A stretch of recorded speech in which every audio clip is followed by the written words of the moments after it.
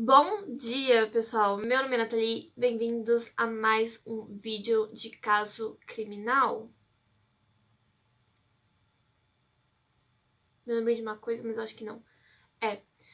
Bem-vindos a mais um vídeo de caso criminal. No vídeo de hoje a gente vai falar sobre o caso Stephanie Crowell.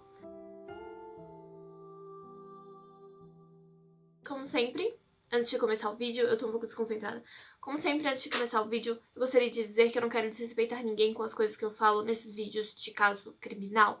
Eu faço esses vídeos por motivos educacionais para que esses casos fiquem mais conhecidos e esses assuntos sejam mais discutidos. Esse vídeo vai ser longo. Eu tentei diminuir, eu tentei, assim, realmente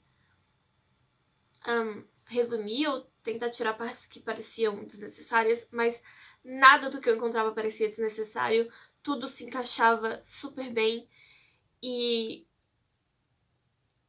sabe? Vamos começar? Então, Stephanie Crowell. Ela tinha 12 anos e vivia em Escondido, na Califórnia. Olha o nome da cidade, Escondido, nos Estados Unidos, com seus pais, sua avó e seus 2 irmãos. Ela tinha uma irmã mais nova e um irmão mais velho. O irmão dela era 2 anos mais velho e o nome dele era Michael.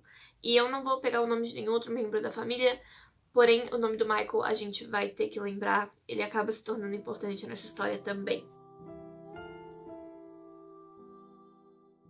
No dia 20 de janeiro de 1998, a família toda foi dormir por volta das 9 da noite. E o irmão mais velho, Michael, estava doente naquele dia, então ele estava meio acordado, meio assim, sabe?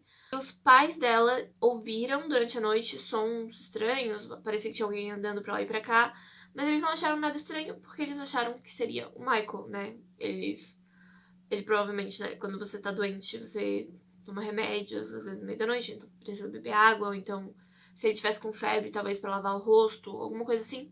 Então eles não acharam estranho. Eles ouviram alguns barulhos à noite, mas eles não acharam suspeito. Até que às 6 da manhã do dia 21, a avó da Stephanie foi acordá-la e a encontrou na porta do quarto, morta, atacada. A menina havia sido esfaqueada 9 vezes e ninguém na família fazia ideia do que tinha acontecido. Foi assim no meio da noite, eles ouviram alguns sons estranhos, mas ninguém ouviu um som que parece entender que alguém estava sendo atacado, que alguém... Nem pareciam haver vozes, só pareciam ser pessoas andando. Então não tinha mesmo assim, sabe? Era muito estranho. Eles, é claro, imediatamente chamaram a polícia e toda a casa foi examinada. Não tinha nenhum sinal de entrada forçada. A porta da garagem estava destrancada, mas é porque a família deixava destrancada mesmo. Eles moravam num lugar que eles consideravam seguro. E também tinha algumas janelas e, tipo, porta da sacada, assim, que eles deixaram abertas também. Mas a maioria dessas janelas tinha uma tela para mosquitos e esse tipo de coisa. Outra coisa que não tinha era nenhum sinal de invasão, nada foi roubado. Eu já falei que não tinha nenhum sinal de entrada forçada, mas não tinha sinal de invasão, nenhum objeto tinha sido roubado e mais ninguém foi atacado. Tipo, só a Stephanie foi atacada. Parece que a pessoa entrou na casa, atacou a Stephanie e foi embora. Então, a principal teoria, né, que a polícia criou na hora, foi que alguém da família fez aquilo, né?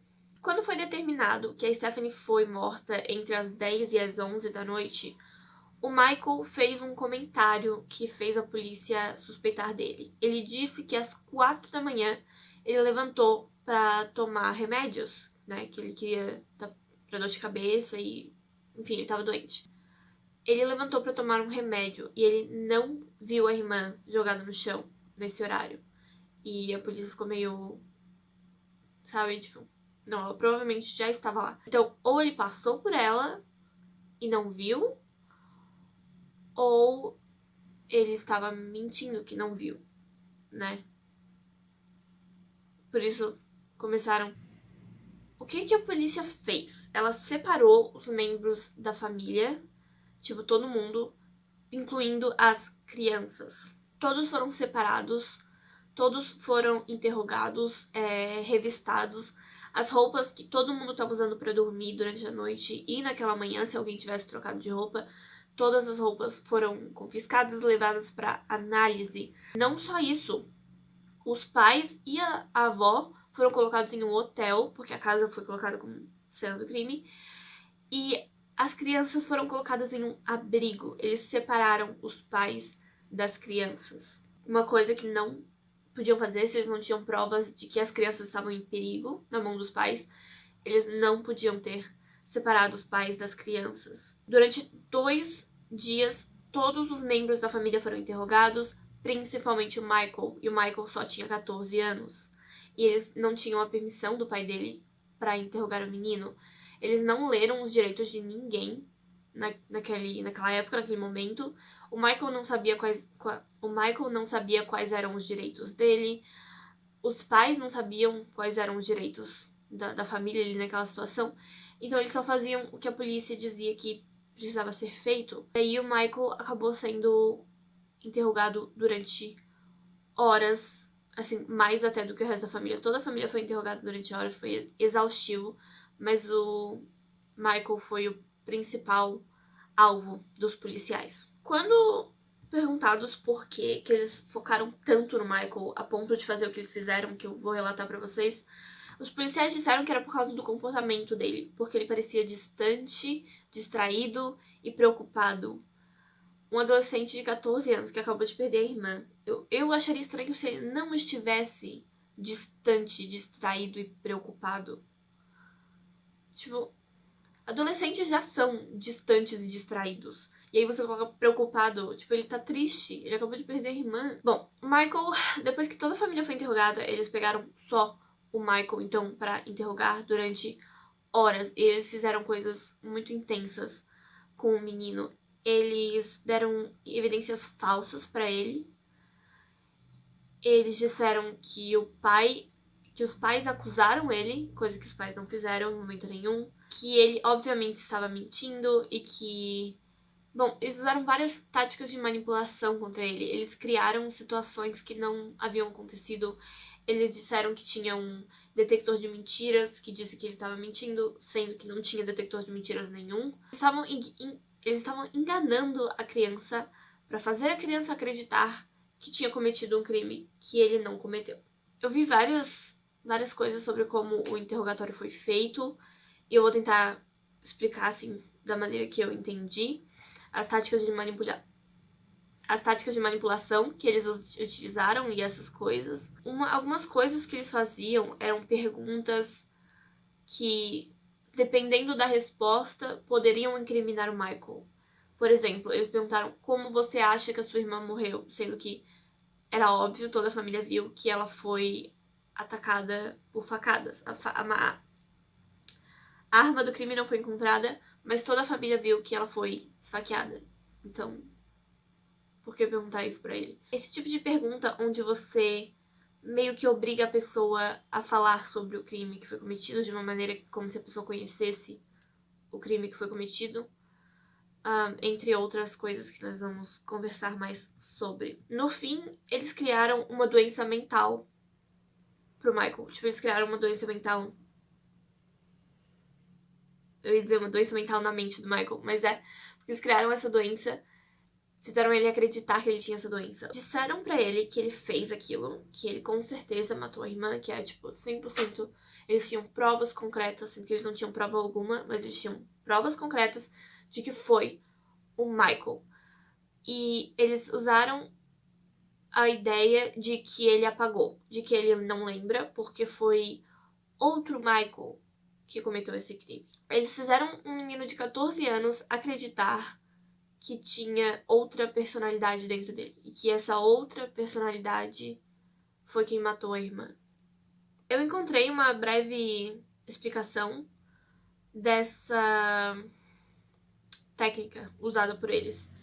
Então, eu vou tentar dar uma explicadinha pra vocês assim. O nome é técnica Reed e consiste em um interrogatório em partes com o objetivo de manipular o suspeito e fazer ele acreditar que cometeu o crime, mesmo que ele não tenha cometido, ou fazer ele confessar o crime. Funciona principalmente em alvos vulneráveis, como pessoas menores de idade, pessoas com alguma dificuldade cognitiva, ou pessoas que não entendem a língua do país onde ele está. pessoas que não são daquele país e que não entendem bem a língua. Bom, sempre funciona melhor com pessoas vulneráveis. É isso que eu quero dizer. O primeiro passo é confrontar o suspeito diretamente e dar evidências que comprovem a sua culpa, que foi o que eles fizeram com o Michael. Olha só, eu sei que foi você, eu sei que foi você porque a gente tem provas concretas, a gente sabe que no último interrogatório você estava mentindo porque a gente tem esse detector de mentiras. É mostrar você é culpado e fazer a pessoa entender que a polícia já está convencida que você é culpado, sabe? O segundo passo é culpar outra pessoa ou circunstância. É dizer que ele fez aquilo, mas foi por causa de outra coisa. É como se eles... Então, é isso que eles deram da doença. Eles disseram pro Michael, não, mas não foi você. Foi uma outra personalidade dentro de você. Você apagou, não era você naquele momento. E aí fizeram ele acreditar que a culpa não era bem dele. Era dessa outra pessoa dentro dele. O terceiro passo é fazer a pessoa parar de negar o ato e continuar dando a ela motivos para acreditar que ela é culpada. Então, sempre que a pessoa disser não, não fui eu, a partir daí eles começam a dizer sim, foi você, porque você fez isso, isso, isso, isso e eu tenho essas provas. E aí, quando a pessoa disser não fui eu de novo, você repete essas provas até a pessoa acreditar que é culpada. O próximo passo é demonstrar ou fingir compaixão e ganhar a confiança do suspeito. E isso tornou muito mais fácil pelo fato do Michael ser uma criança. Basicamente eles diziam, mas eu entendo, sabe?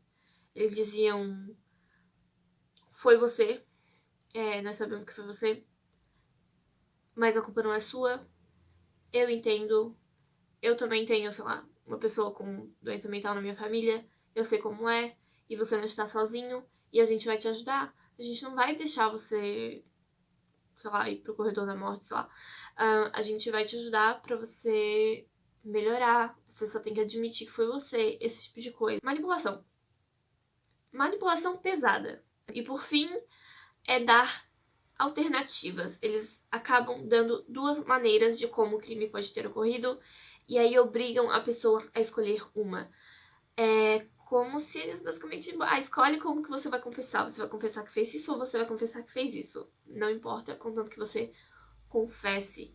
É interessante pensar que, sabe, eles podem ter dito assim, mas você acha, assim, então, que você saiu do seu quarto pra tomar remédio e viu a sua irmã e de repente você foi tomado por uma raiva e você apagou? Ou você acha que você planejou isso por um tempo e que talvez, assim, naquela noite você teve a oportunidade perfeita e aí você foi lá e fez isso, sabe? E aí ele vai escolher a parte que menos faz ele se sentir mal, que seria, né, a que ele apagou, que ele simplesmente saiu pra tomar remédio e alguma coisa bateu na cabeça dele, vou matar a Stephanie. Então, é tipo isso, eu não tô dizendo que foi exatamente isso que eles deram pra ele, porque eu vi só um vídeo onde ele tava sendo entrevistado e ele tava chorando e nem tinha muito o que... Eles não estavam nem conversando muito porque ele tava chorando muito. E a outra coisa muito ruim nesses interrogatórios, como eles ficam cansados, não só fisicamente, os suspeitos, como emocionalmente. Ainda mais que é uma criança. É a irmã dele. Ele chorava, gente, ele chorava interrogamento. Ele chorava o interrogatório inteiro. E eles continuavam ali, dizendo, não, é você. Você precisa se acalmar e dizer que foi você e confessar. Bom, no fim, ele confessou. Ele confessou por um crime que ele não cometeu. E na confissão em si, ele disse que tinha medo do outro Michael dentro dele. Eles fizeram o menino acreditar, mesmo não tendo evidência nenhuma, mesmo ele não tendo conversado com nenhum psicólogo, nem psiquiatra, nem nada. Tipo, nada. Nada. Ele só conversou com os policiais. E ele estava convencido de que ele tinha algum tipo de doença mental e que foi por isso que ele matou a irmã. Com essa confissão dele, eles precisavam conseguir uma evidência, não é mesmo? Olha só que divertido. Então eles ainda tinham que conseguir as provas. O que eles fizeram? A polícia resolveu entrevistar dois amigos do Michael, o Joshua e o Aaron, na casa deles. O Aaron abriu a porta da casa e deixou eles entrarem. Os pais do Aaron não estavam em casa, nem do Joshua quando eles foram interrogados, o que mais uma vez viola os direitos desses meninos, porque eles eram menores de idade, eles não podiam fazer nada disso sem os pais. O Aaron gostava de colecionar réplicas de facas e espadas medievais e ele notou que uma delas havia desaparecido. Então, durante essa conversa com a polícia, ele comentou sobre isso, né? Se vocês acham realmente que foi o Michael e vocês não encontraram a arma do crime, tem uma das minhas facas de réplicas medievais que desapareceu. Talvez seja a arma do crime. O Joshua, então, quando eles foram entrevistar o Joshua, eles viram que o Joshua... quando eles foram entrevistar o Joshua, eles viram que ele estava com essa réplica, essa faca em casa. E ele disse que o irmão dele tinha pego, e o irmão dele negou e disse que ele tinha pego. Adolescentes. Isso era suficiente para as autoridades. Eles disseram assim, tá, isso é prova suficiente. Foi com essa faca que ele matou, e aquela era a arma do crime, e perfeito. O que, tipo, não... Eles nem checaram pra sangue, eu acho, sabe? Tipo, não tinha sangue. Mas era a arma do crime, aquilo lá, 100%. O Joshua foi levado às 9 da noite daquele mesmo dia. Sim, eles não perderam tempo. Levaram o menino às 9 da noite e ele foi interrogado. E ele foi interrogado até às 8 da manhã. Eles usaram a mesma técnica com ele, manipulado, pressionado. O Joshua confessou ter pego a faca porque planejava matar a Stephanie. Fizeram o menino confessar, eu quero matar a menina. Assim. Então, eles obrigaram ele a ligar, telefonar pro Aaron e fazer o Aaron confessar também. Eu me pergunto se a polícia realmente acreditava que eles tinham feito alguma coisa ou se eles só estavam, tipo, tão confiantes ali nas técnicas de manipulação que eles achavam que o Aaron, com uma simples ligação telefônica, ia confessar. O Aaron não confessou, porque ele não foi manipulado pela polícia durante horas, né? Então, quando o Joshua ligou pra ele e falou, cara, tu tem que vir aqui na delegacia confessar que a gente queria matar a Stephanie, eles conversaram comigo e agora eu lembro de tudo, eu sei que você também queria matar a Stephanie. E aí o Aaron ficou do outro lado da linha assim, é o quê? Quem? Por como? Quando? Não. Então... ele simplesmente negou e desligou o celular e achou que o amigo dele tava doido. Uma semana depois, o Joshua passou mais 12 horas sendo interrogado, o que não era necessário. Ele já tinha confessado uma vez, eles não precisavam fazer isso com o menino de novo. E ele confessou novamente. E aí, nessa segunda acusação, ele acusou o Aaron. Ele falou assim, o Aaron fez parte, ele só tá negando porque ele não quer ser preso com a gente. E aí, no dia 11 de fevereiro, olha só que rápido. Tipo, 20 dias? Menos de um mês. No dia 11 de fevereiro, os 3 garotos estavam presos e foram a julgamento pelo assassinato da Stephanie. As confissões foram totalmente descartadas. O juiz percebeu, tipo, foi tudo filmado. O menino tava sob uma pressão ali emocional terrível. Todos os dois. E o Aaron tava ali só de louco, né? Só de convidado. Então eles perceberam que foi total manipulação e que não dava pra considerar nenhuma daquelas confissões verídicas. Tipo, nada daquilo era real. Mesmo assim, o julgamento continuou. Eles queriam, tipo, determinar logo de uma vez que os meninos eram inocentes ou culpados, né? Se eles realmente fossem culpados, mas tinha que determinar, tinha que fechar essa acusação logo de uma vez. Infelizmente, quando Michael estava sendo interrogado pela polícia e estava vivendo em um abrigo longe dos pais, ele ainda era obrigado a ir pra escola. Então ele não só estava exausto psicologicamente, emocionalmente, ele não só estava de luto, ele ainda era obrigado a ir pra escola, tipo, a ir pra aula. Ver pessoas e falar com pessoas. Que foi o que meio que quebrou o coitado, porque ele tava participando dessa manipulação constante, todos os dias ele ia pra delegacia e tinha pelo menos umas horas de manipulação.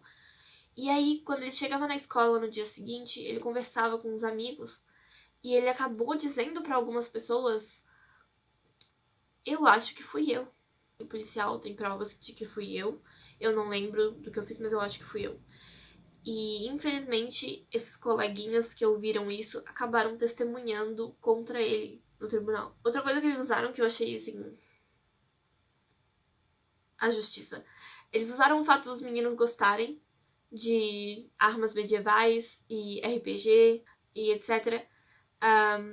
Eles usaram isso pra dizer que foi os jogos de RPG e os joguinhos medievais que influenciaram os meninos a fazer isso. Mas, no fim, não foi suficiente pra ninguém ser considerado culpado. Então, acabou assim. Nenhum dos 3 meninos foi considerado culpado e o caso continuou em aberto. Vamos lá. Em janeiro de 1999, um ano depois, um policial resolveu revelar. Ele resolveu assim, vou sair do armário. Olha só. Ele resolveu revelar que naquela noite em que a Stephanie foi morta, várias ligações foram feitas para a emergência daquele mesmo bairro. Vários vizinhos disseram que um homem chamado Richard, que era conhecido por ser um morador de rua local, que, tipo, sabe aquela pessoa, o bêbado da cidade, assim, o morador de rua que todo mundo conhece e que todo mundo de vez em quando ajuda? Era ele. Ele estava batendo em portas e janelas, bêbado, tentando entrar na casa das pessoas. Naquela mesma noite. Um vizinho contou que abriu a porta para oferecer comida para ele, achou assim que ele precisasse de alguma ajuda naquela noite, e ele entrou na casa desse homem gritando por uma mulher. E essa mulher se chamava Tracy, e por algum motivo ele tava, tipo, pedindo pra falar com ela, só que, tipo, não tinha nenhuma Tracy. Ele tava batendo em todas as casas procurando essa tal de Tracy. E o vizinho teve que tirar ele de casa no chute, porque ele não queria sair da casa dele enquanto não visse a Tracy, mas não tinha nenhuma Tracy. E às 9 da noite, outro vizinho disse que ouviu ele chamando o nome de uma mulher, provavelmente a Tracy, e tentando entrar em outras casas de vizinhos. Ele foi preso nessa madrugada, o Richard, né, esse homem que estava tentando invadir as casas. Ele foi preso na madrugada e ele tinha, deixa eu encontrar aqui, ele tinha alguns ferimentos de luta, como se alguém tivesse tentado se defender, ou alguém tivesse literalmente tentado atacar ele no meio da noite, e alguns itens roubados de alguma casa, mas ninguém sabia de onde. Ele também tinha sangue nas roupas.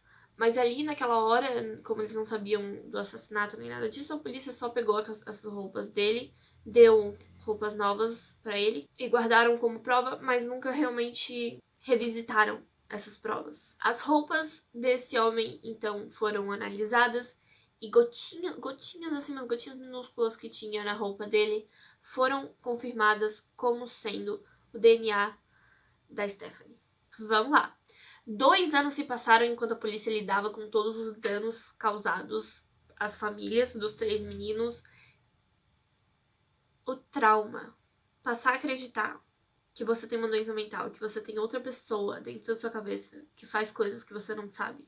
E aí, descobrir que era mentira e ter que voltar a acreditar que você é uma pessoa saudável. Imagina o... Nossa. E aí, só em 2001, o Richard foi preso. Em 2002, o julgamento começou, mas durante o intervalo de almoço, no meio do julgamento, durante o intervalo de almoço, ele tirou as próprias algemas, o Richard tirou as próprias algemas e saiu de lá sem nenhuma interrupção. Ele saiu de lá, de boas, pegou um ônibus e saiu. Assim, eu vou embora. Tô aqui no meu julgamento, vou embora. E ele foi encontrado, tipo, horas depois. Ele não realmente fugiu, ele não foi muito longe. Mas... ele saiu, ele tirou as algemas e saiu, assim, de boas.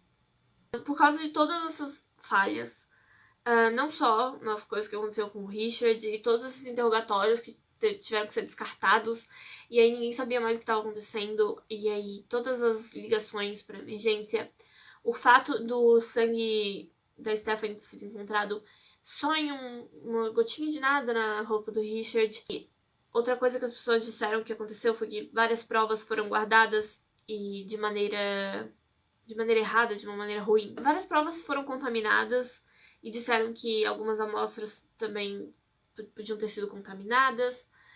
E eu não sei como que, tipo, dava pra ter contaminado o sangue. Tipo, só será que o sangue dela misturou com o sangue de outra pessoa? Daí encontraram o DNA dela. Eu não sei como isso... Mas mesmo assim, disseram que as provas foram contaminadas e que teve toda uma bagunça no jeito que tudo foi armazenado, que tudo foi guardado. O Richard simplesmente nunca foi preso, ele continuou ali de rolo, porque não tinha o suficiente, assim. Ele foi a julgamento novamente em 2013. 2013. E mais uma vez, não haviam provas suficientes. Olha que coisa linda. Não haviam provas suficientes e todas as evidências foram rejeitadas de alguma maneira. Não porque não foi guardada corretamente, ou então porque foi contaminada, ou então porque não era boa o suficiente, não era uma evidência boa o suficiente. E ele foi determinado inocente depois de 15 anos. No fim, o caso da Stephanie não foi solucionado, ele continua aberto até hoje. E todo mundo meio que acha que... A gente não sabe se a família processou a polícia de alguma maneira ou não, mas devia, né? Porque o rolo que eles fizeram, o tempo que eles perderam indo pra cima do Michael e acusando o Michael quando podiam ter feito muito progresso, que não fizeram. E é aqui que a gente termina esse vídeo, pessoal. Se você gosta desse tipo de conteúdo, mistérios, casos criminais, jogos de realidade alternativa, histórias interessantes da internet, se inscreve no meu canal. Eu tenho esses vídeos vários dias por semana e eu tô começando a criar uma estrutura boa, onde tá tudo estruturadinho. Muito obrigado por 102 inscritos. Hoje eu alcancei 102, provavelmente quando esse vídeo for no ar eu já vou estar, tipo, bem mais, porque eu tô bem adiantada. Muito obrigada por assistir, muito obrigada pelo seu like, pelo seu comentário. É isso. Eu vejo vocês semana que vem. Eu vejo vocês semana que vem pro próximo vídeo. Tchau!